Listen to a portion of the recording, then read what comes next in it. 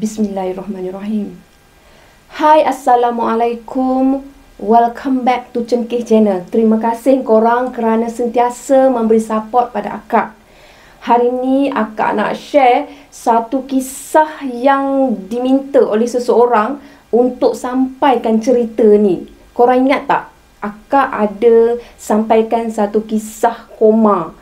Jadi, rentetan daripada cerita tu, seseorang ni minta akak sampaikan cerita yang orang kata, bukan orang kata, makna cerita yang dia ingin sampaikan. Dia nak sangat cerita ni diceritakan balik kepada korang semua. Jadi, dia juga minta agar cerita ni dijadikan iktibar dan tauladan kerana perkara macam ni sebenarnya berlaku dalam masyarakat kita. Bismillahirrahmanirrahim. Qul a'udzu birabbin nas, malikin nas, ilahin nas, min syarril waswasil khannas, الذي يوسوس في صدور الناس من الجنة والناس.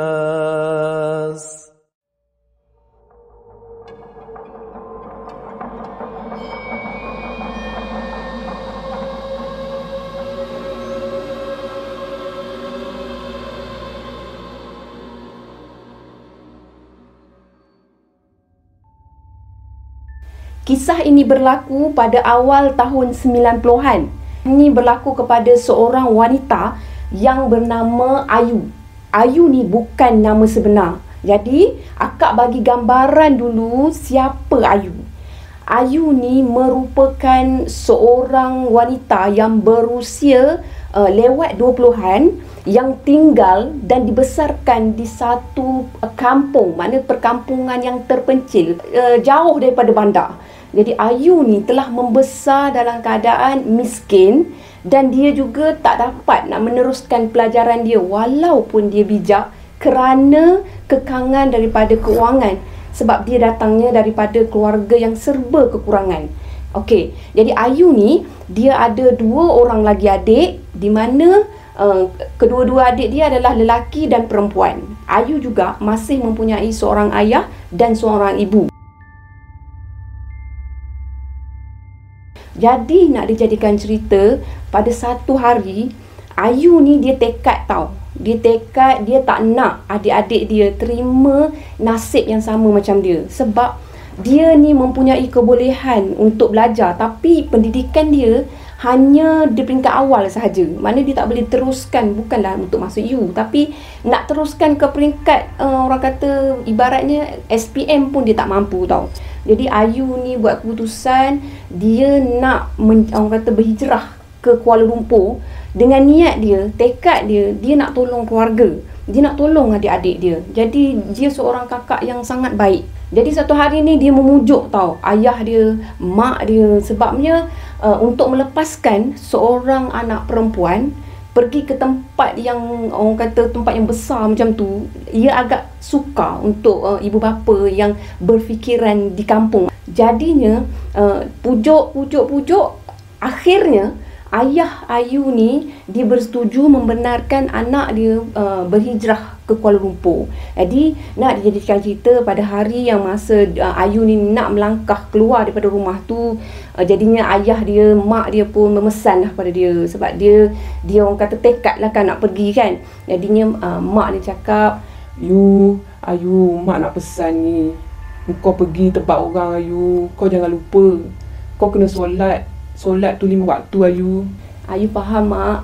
Jadi ayah pun sampuk lagi. Ayah cakap, Ayu, kau duduk dekat tempat orang ni, kau jangan sombong sangat. Kau janganlah orang kata ikut benda-benda tak elok. Sebabnya bagi ayah dan mak Ayu ni, dekat bandar tu dia banyak cabaran dia tau. Mereka ni tak putuslah nasihat pada Ayu sampailah Ayu tu sendiri nak melangkah daripada rumah dia tu, nak pergi keluar, maksudnya nak tekad juga pergi tu, menitikkan air mata bila kenangkan Itulah tempat lahir dia. Itulah tempat dia dibesarkan. Dan dia tak pernah keluar daripada tempat tu. Jadi dengan air mata jugalah dia bawa diri pergi. Jadi bila dia pergi, bermulalah satu kisah baru dalam hidup dia. Ayu ni, dia memulakan untuk menapak di Kuala Lumpur ni sebab dia ada mengenali rakan sekolah dia yang tinggal di Kuala Lumpur. Dan dengan harapan, orang kata dengan harapan yang itulah yang Ayu ni rasa orang kata kuat untuk pergi ke Kuala Lumpur untuk ubah nasib dia. Jadi bila sampai ke Kuala Lumpur, dia pun berjumpa dengan rakan dia ni dan dia pun bagi tahulah orang kata tekad dia nak ubah nasib keluarga apa semua, dan dia diterimalah dekat situ. Okey, nak dijadikan cerita, Ayu ni dia mula mencari kerja kat situ. Maknanya dia buat kerja apa yang dia mampu ikut kelulusan dia. Kalau diikutkan memang kerja-kerja ikut kelulusan dia memang kerja-kerja biasa aja, sebab dia tak ada kelulusan yang tinggi pun, SPM pun tak ada. Jadi dia buatlah orang kata kerja-kerja di kedai makan. Dia cuba dari satu kerja ke satu kerja. Sampailah dia ada mengenali tau seorang wanita ni, maknanya perempuan ni, dia macam Ayu juga. Kalau diikutkan latar belakang dia macam Ayu, tapi kehidupan dia sangat mewah. Jadi timbul rasa Ayu ni nak mengenali dia, nak tahu apa pekerjaan dia, masa apa yang dia buat sehingga dia jadi kaya raya, maksudnya dia mewah macam tu kan. Jadi Ayu ni, bila Ayu kenali dia, barulah Ayu tahu bahawasanya dia pergi ke Kuala Lumpur tu, dia dah mengahwini, maknanya kawan ini dah kahwin dengan orang kaya dekat Kuala Lumpur tu. Tapi orang kaya tu lebih berusia lah daripada dia. Sekurang-kurangnya, kawan dia ni cakap, sekurang-kurangnya aku dah jadi kaya, aku dah tak perlu nak susah payah orang kata duduk kat kampung macam tu, aku dah bertolong mak ayah aku. Jadinya Ayu ni makin lama berkawan dengan dia, Ayu nampak kawan dia ni melakukan sesuatu yang pelik. Ayu nampak kawan dia ni macam tak kisah pun dalam hubungan dia tu dengan suami dia. Maksudnya dia jumpa dengan lelaki lain macam tu. Ayu jadi macam kalau ibaratnya kalau kita kahwin dengan kasih sayang. Maksudnya kita takkan buat benda-benda macam ni. Apa sebenarnya yang membuatkan kawan dia ni macam menganggap perkahwinan dia tu macam main-main tau, macam tu. Jadi Ayu bertambah pelik tau. Bila bertambah pelik, Ayu ni pun bertanya lah pada kawan dia ni. Jadinya kawan dia pun bagi tahu, kau nak dengar satu cerita tak? Dia kata macam tu. Jadi Ayu ni naklah dengar satu cerita kan. Jadi Ayu ni pun aku datang Kuala Lumpur ni pun macam kau juga, tak ada apa pun. Aku pun datang daripada keluarga yang orang kata tak ada apa-apa pun, sehinggalah aku duduk sekarang. Tapi tak payahlah aku cerita kat kau hari ni, kau buatlah kerja kau kan, macam tu. Jadi terhentilah benda tu kat situ. Nak dijadikan cerita lagi, pada suatu hari Ayu ni dalam dia kerja apa semua kat kedai makan ni, dia ada ternampak tau seorang pemuda yang ada rupa paras, seorang pemuda yang kaya raya. Sebab apa dia kata kaya raya? Sebab pemuda tu bila datang ke kedai makan tempat Ayu kerja tu, dia orang kata datang dengan satu kenderaan yang mewah apa semua. Jadi Ayu seronok tengok dia kan. Ada satu hari tu Ayu sambil-sambil orang kata mengelak meja. Yelah kerja dia kan, kerja macam tu. Jadi dia mengelak-ngelak meja tu. Mata dia tak beralih tau memandang kepada pemuda yang kaya tu tau. Dia duduk pandang pemuda kaya, tu. Sebab pemuda tu dia bukan makan kat kedai dia pun. Cuma pemuda tu dia suka pergi ke satu kedai tu yang ada berdekatan dengan dia macam tu. Tak tahulah kedai apa kan. Nak diadakan cerita, kawan Ayu ni satu hari tu dia duduk kat kedai tu, dia nampak tau Ayu ni macam sukakan lelaki ni tau. Jadi kawan Ayu ni dia pun sembang lah dengan Ayu. Dia kata, kau nak tak kahwin dengan lelaki tu? Macam tu. Jadi Ayu ni macam apa pula mengarut kau ni, takkanlah dia nak kahwin dengan orang macam aku. Kau tengok aku tak ada pekerjaan pun, kau tengoklah pekerjaan macam ni je, SPM pun aku tak ada. Macam Ayu tu merendah diri. Mengarut lah kau ni. Dia kata, mana ada mengarut, tak mustahil lah benda yang tak mengarut. Kau tengok aku kau rasa dengan apa yang aku ada, dengan rupa aku ada ni, aku boleh ke duduk sampai tahap macam ni? Aku tak percayalah dengan kau. Macam tu dah kan. Ayu tak percaya. Jadi dalam tak percaya apa semua, datang lagi kawan dia. Ni yang kata hasutan daripada syaitan. Kalau dia nak hasut, dia tetap hasut. Jadi kawan ni datang juga kata, kau nak tak aku bagi kau jalan supaya lelaki tu jatuh cinta dengan kau, kau kahwin dengan lelaki tu, aku bagi peluang kat kau ni. Jadinya Ayu ni dia malas nak melayan. Kau nak aku buat apa sekarang ni? Kau nak aku ikut cakap kau, ikut cara kau. Okey, cara apa yang kau buat sekarang ni? Jadi kawan ni pun bagi tahu dekat Ayu, kau ikut aku akan bawa kau pergi kepada seseorang yang akan bantu kau, yang akan tolong kau. Jadi Ayu ni berkata, aku tak ada masa lah nak ikut kau. Aku nak buat kerja aku, lagi pun aku mana ada cuti apa semua. Kau ambil lah cuti, takkan langsung tak ada kau cuti. Kau ni pun, kau nak senang ke tak nak sekarang ni? Jadi bila sebut pasal senang, Ayu mula terbayangkan mak ayah dia kat kampung dengan adik-adik dia kampung. Jadi dia pun tekad lah orang kata kan, nak ikut kawan dia ni, kawan yang dia baru kenal kat Kuala Lumpur tu pun nak ikut. Lepas tu dia pun dijadikan cerita satu malam, dia memang ikut kawan dia ni. Kawan dia bawa dia pergi ke satu tempat, akak bagi gambaran tempat tersebut. Okey, tempat tersebut dia bukan betul-betul kat dalam Kuala Lumpur tu, tak. Dia berada di kawasan kampung juga, di kawasan kedalaman, tapi tak tahu, akak tak pasti.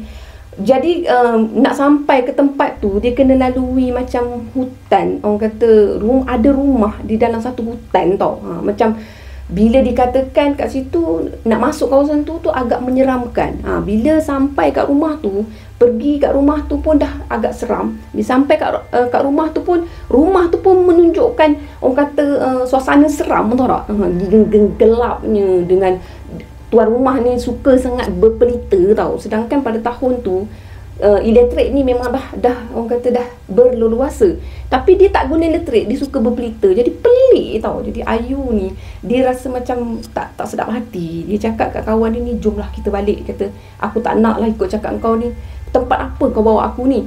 Jadi kawan ni, kau ni dah datang je, ikut je lah aku. Jadi bila dia dah ikut ni, dia masuk dalam, dia tak ada bagi salam tau. Dia masuk dalam, Tok, macam tu lah lebih kurang kan. Bila dia masuk dalam, dia tengok, Ayu terkejut tengok bila buka je rumah tu, tak ada gambaran apa pun, melainkan satu sudut, di mana sudut tu digunakan untuk penuh dengan orang kata susunan pelita-pelita. Ibaratnya macam ni lah, tempat untuk pemujaan tau, untuk puja sesuatu, tempat untuk, memang tempat tu memang orang kata tempat yang tak elok, macam tu. Jadinya Ayu dia nak gerak lah. Bila dia nak gerak tu, kawan dia cakap, kau pilih antara dua. Sama ada engkau nak ubah nasib kau, atau engkau nak jadi macam kau sekarang, setakat pelayan kedai makan aja, macam tu. Jadi bila dia dengar kawan dia cakap macam tu, dia pun pusingkan balik badan dia, dan dia pergi kepada seorang lelaki tua. Tua tak tua lah, maksudnya seorang lelaki tua tu yang dikenali sebagai Tok dekat situ. Jadi kawan dia kata, Tok, kenalkan kawan saya, Tok, cakap. Jadi Tok ni dia cakap apa? Hari ni kamu datang bawa kawan ya? Ya Tok, saya bawa kawan Tok. Tok, boleh tak tolong kawan saya? Jadi kawan si Ayu ni tak tanya pun Ayu ni setuju ke tak setuju ke, yang dia tahu dia terus tanya pada Tok, boleh tak Tok tolong kawan saya ni? Apa yang Tok boleh tolong? Biasanya kalau yang datang sini tak ada benda lain lah, sama ada nak ilmu pengasih, sama ada nak ilmu pelarih, dan nak cantik dan sebagainya. Lebih kurang macam tu lah kan. Jadinya kawan ni cakap, Tok, kawan saya ni dia ada suka dekat seorang pemuda ni Tok, tapi pemuda ni kaya raya Tok. Pemuda ni tak pandang pun dia je yang pandang pemuda ni Tok. Boleh tak Tok tolong supaya pemuda tu terpikat dengan kawan saya Ayu ni Tok? Alah, itu saja senang. Kau ni macam tak biasa je, apa yang aku dah buat kat kau. Jadi Ayu ni dia macam kebingungan tau. Dia orang kata apa, dia terlopong-lopong, macam takut-takut pun ada, macam terpinga-pinga pun ada, macam tu kan. Okey, jadi Tok tu dia keluarkan satu jenis cecair tau. Satu jenis cecair yang dalam botol kecil. Jadi Tok kata, kau bagi dekat kawan kau ni, kau bagi tahu dia, kalau dia nak lelaki tu jatuh cinta dengan dia, kalau dia nak lelaki tu tunduk dengan dia, kau suruh dia calikkan minyak ni pada bahagian anggota, mana tak kisahlah mana-mana, tangan ke, janji tercalik pada lelaki tu. Kau jangan suruh orang lain pula buat. Benda ni dia sendiri yang kena buat. Jadi sebab apa? Sebab si Ayu ni nampak selenga sangat. Jadi Tok dia ni bercakap dengan kawan ni kan. Jadi kawan dia cakap, kau nak tak Tok ni tolong kau? Jadi Ayu ni Bolehlah, dia cakap bolehlah masa tu sebab dia masih lagi orang kata teragak-agak nak buat benda tu tau. Tapi bila dia ambil, masa dia nak ambil benda tu, Tok nak bagi kamu orang kata apa, amaran. Kalau lah kamu langgar pantang larang dia, benda ni akan menghantui kamu. Maksudnya kalau Ayu ni melanggar pantang larang perjanjian dia, sebab dia masa dia ambil minyak tu, dia dah buat perjanjian dengan jin, dengan iblis tau. Jadinya kalau dia langgar pantang larang tu, sesuatu akan berlaku kepada Ayu. Okey, inilah natijahnya bila seseorang menggunakan ilmu sihir, syirik, kurafat untuk jadikan jalan pintas, tau tak? Jadi nak dijadikan cerita, Ayu bersetuju masa tu. Yang peliknya Ayu terus bersetuju, seolah-olah macam Ayu dah terpengaruh tau dengan tawaran tu. Jadi Ayu bertanya apa dia. Ni Ayu sendiri cakap. Pelik kan? Tadi kawan dia yang bersungguh-sungguh cakap, tapi kali ni Ayu sendiri yang tanya pada Tok. Tok, apa pantang larang dia? Ayu bertanya. Tok pun jawab, engkau tak boleh makan rebung dan engkau tak boleh makan madu. Lebih kurang macam tu lah. Jadi nak dijadikan cerita, Ayu cakap senang je, tak boleh makan rebung, tak boleh makan madu, tak boleh makan rebung, tak boleh makan madu. Okey, boleh, senang sangat ceritanya. Sedangkan Ayu tak, orang kata, bertanya apa natijahnya bila dia melanggar pantang larang tersebut, apa yang akan berlaku. Jadi kalau korang nak tahu apa yang berlaku, korang kena teruskan dengar cerita daripada akak. Okey, jadi bila balik daripada tempat yang menyeramkan tu, tempat yang menakutkan tu, jadi mereka pun menjalankan, orang kata, kehidupan macam biasa. Ayu di kedai makan apa semua. Macam mana Ayu nak calitkan benda tu pada lelaki tersebut, pada pemuda tersebut tau. Jadi duk fikir, memakan masa juga untuk Ayu. Sementara Ayu masih sentiasa memegang minyak tu. Apa yang aku nak buat? Macam mana aku nak buat? Macam mana aku nak buat? Sementara tu semangat dia mula berkobar-kobar untuk, orang kata, bergelumang dengan benda-benda yang salah di sisi agama ni tau. Jadi semangat dia jadi makin naik sampailah satu tahap Ayu ni dia terserempak dengan lelaki tu. Sebab lelaki tu kan suka pergi di salah satu kedai kat kawasan tu kan. Jadi Ayu ni buat-buat macam dia terjatuh tau. Masa tu juga Ayu ambil kesempatan tu untuk pegang tangan lelaki tu dan calitkan pada tangan lelaki tu. Nak dijadikan cerita. Sejak daripada tu, lelaki tu mula tergila-gila pada Ayu. Dia tak kenal siapa Ayu, dia tak pernah berurusan dengan Ayu, tapi dia boleh datang ke kedai tu semata-mata untuk mencari Ayu. Sedangkan sebelum ni, kedai tu dia tak pernah singgah.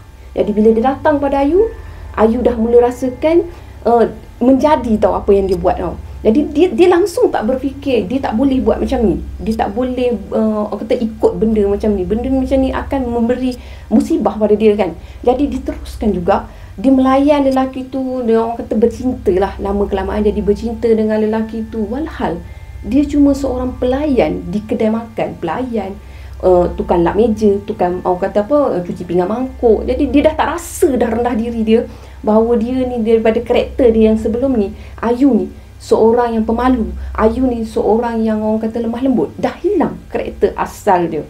Okey, akak sambung. Jadi bila dia dah bercinta, lelaki tu terpikat dengan dia, sampai lelaki tu dah tak, orang kata, dah tak pedulikan apa kata ahli keluarga dia. Sebab lelaki ni merupakan anak seorang pengusaha yang, orang kata, yang kaya raya tau. Maksudnya Ayu ni tak tahu asal usul dari mana. Macam mana nak masuk dalam keluarga yang kaya raya macam ni. Jadi ahli keluarga pemuda ni, dia macam nak tahu asal usul Ayu. Tapi apa yang Ayu cakap pada keluarga pemuda ni? Ayu adalah anak yatim piatu. Lepas tu bila ahli keluarga pemuda ni menganggap, dia percayalah dengan Ayu bahawa Ayu ni anak yatim piatu yang, orang kata, mencari rezeki dekat kedai makan semua demi, orang kata, untuk kelangsungan hidup. Jadi diorang ni sedikit sebanyak, sebab kekayaan diorang ni juga tak meletakkan mereka ni untuk berada di tempat yang sombong tau. Bila seseorang memakai sihir pemikat, bukannya anak je yang dia boleh pikat, dia mendapatkan khidmat daripada bomoh tu sendiri, daripada tok bomoh tadi untuk memikat ahli keluarga pemuda ni. Jadi terjadilah episod dia telah berjaya memikat hati ahli keluarga pemuda ni, sehinggalah mereka telah buat keputusan untuk berkahwin. Jadi masa berkahwin, jadi bila ahli keluarga lelaki ni tak mengetahui asal usul dia, dinyatakan sebagai anak yatim piatu. Jadinya Ayu ni kahwin tau. Dia kahwin dengan pemuda ni, orang kata telah mengejutkan kepada kawan dia. Ingat tak akak cerita yang masa mula-mula dia datang ke Kuala Lumpur? Dia datang tu sebab dia ada kawan kat Kuala Lumpur yang akan tolong dia. Jadi kawan dia ni, kan akak cakap kawan sekolah dia. Jadi kawan dia ni, dia menyampaikan tau, orang kata perihal perkahwinan ni. Maksud ni dia menyampaikan benda ni kepada keluarga dia kat kampung. Keluarga kepada kawan dia ni pun pergilah berjumpa dengan keluarga Ayu, mak ayah Ayu ni lah.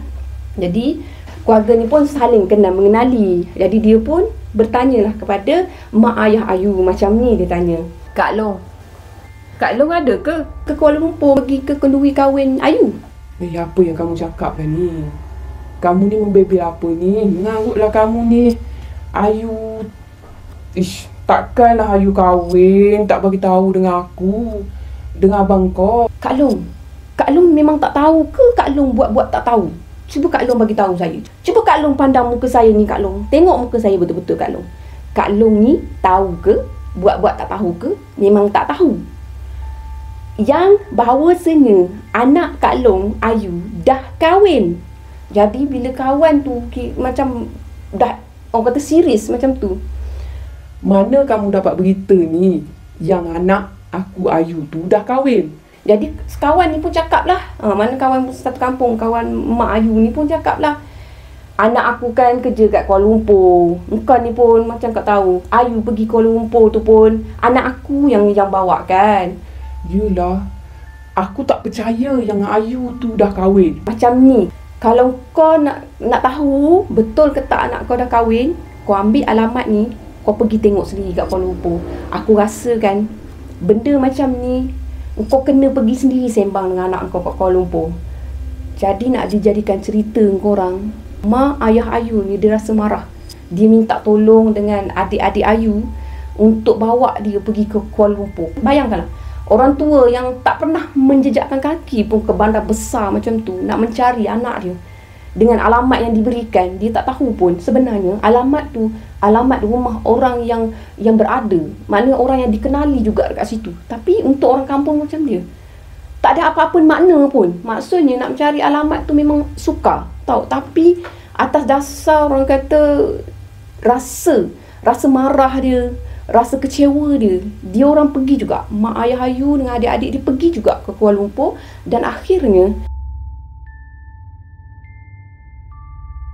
nak dijadikan cerita, sampai mereka ke satu rumah yang sangat besar. Dia ada pintu gerbang yang besar. Rumah orang kaya kan. Jadinya ada guard yang jaga kat situ. Lepas tu ada pula pemandu apa semua-semua. Jadi mak ayah dia ni hanya insan yang kerdil, perempuan kampung. Boleh bayang tak? Benda ni kan kita biasa tengok. Perempuan kampung yang datang dalam keadaan selekeh, dalam keadaan yang memang malulah kalau Ayu nak mengaku itu mak ayah dia.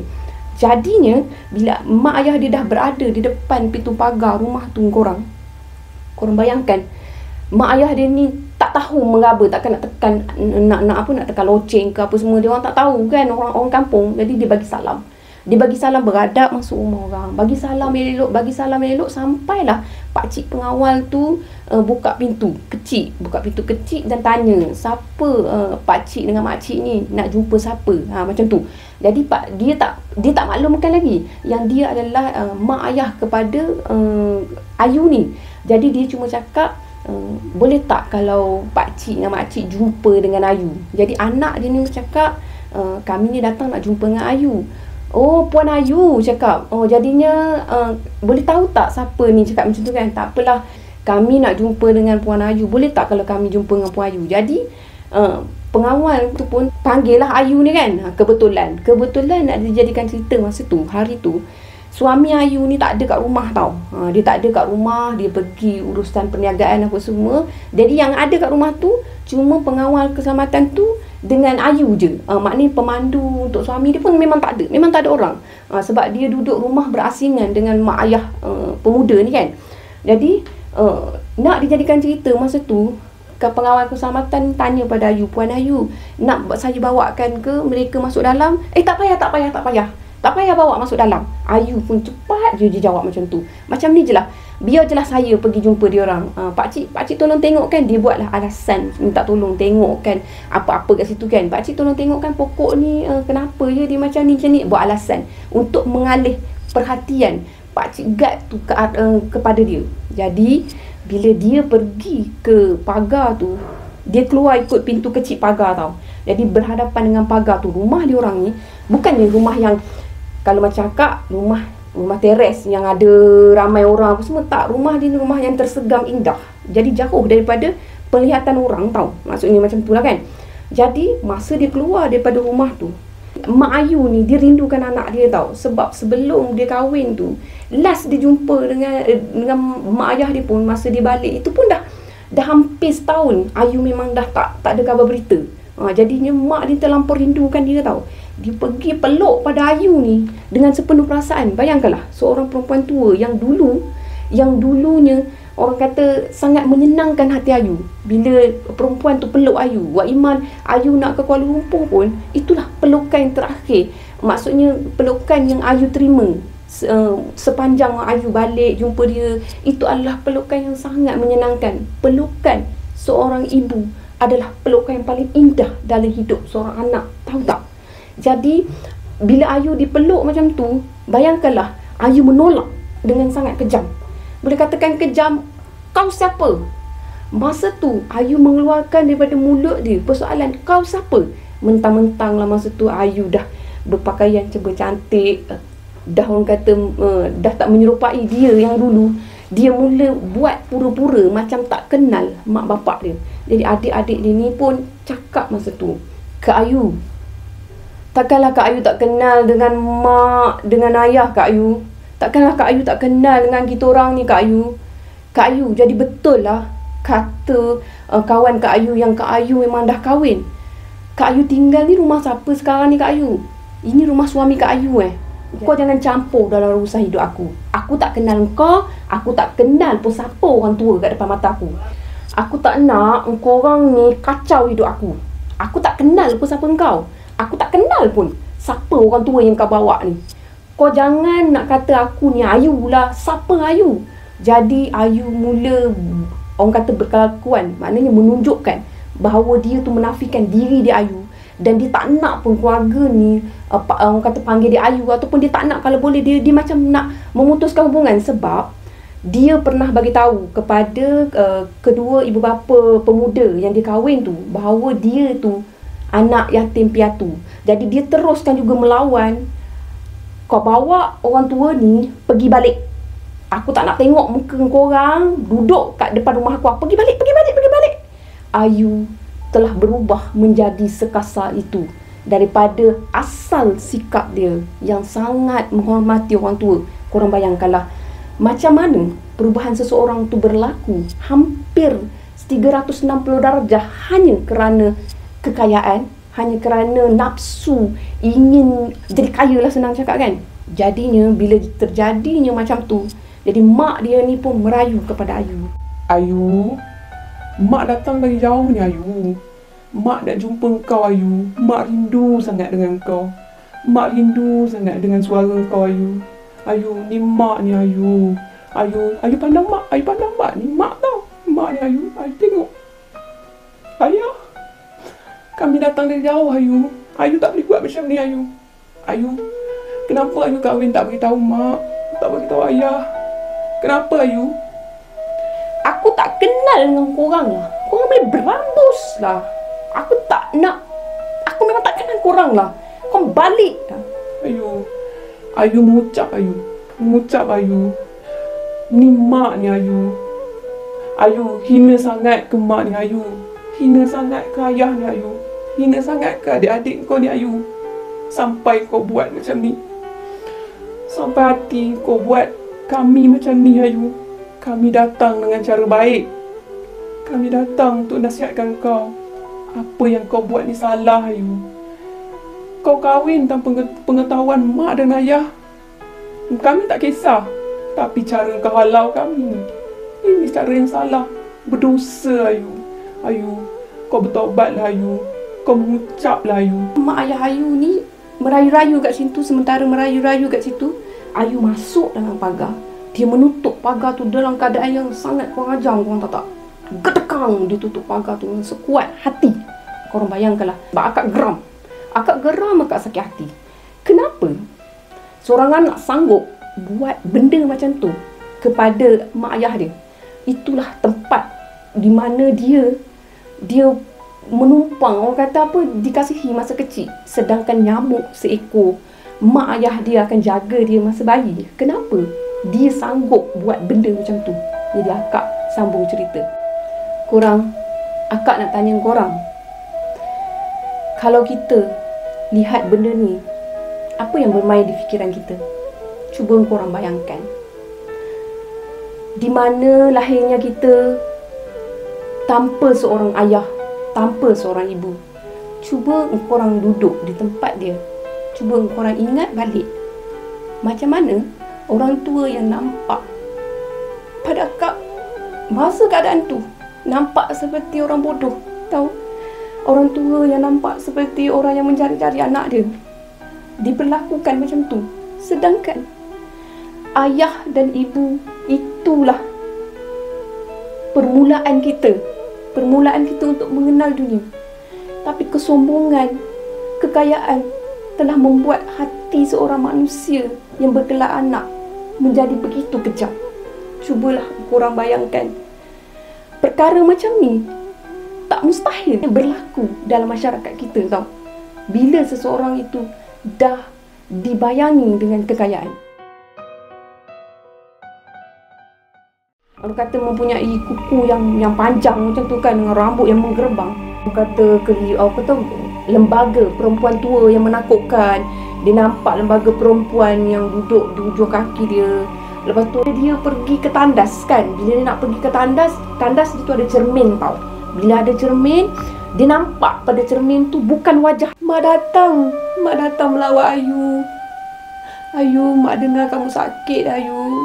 Sementara mak Ayu dalam keadaan kesedihan.